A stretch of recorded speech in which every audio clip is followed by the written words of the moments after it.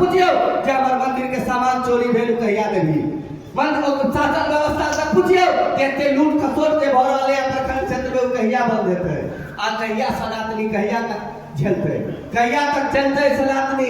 आइ कोनो दोसर धर्म में किछु भ जेतै त तमाम नेता ट्विटर करतै, एकटा के मारलकै बेनीपट्टी में त नेता प्रतिपक्ष आबि गेलै कतय जय श्री राम वाला, कतय हरण वाला की भ गेलै, मंदिर के सामान चोरी भ गेलै, कोन बिल में छुपल है उ, ओकरा तक आवाज के पहुंचावा के कारण अहां सब दबाव है दाय बाय पर जनते आयल छी। घेर लियो में एक दिन वीडियो के, घेर लियो में एक दिन सीओ के, मैया के घर में चोरी भेलैया सामान नहीं वापस करते की हम सब आले लागा नेतृत्व करेला तैयार छी। प्रशासन के लाठी चलते त पहले लाठी खाइला हम सब तैयार छी।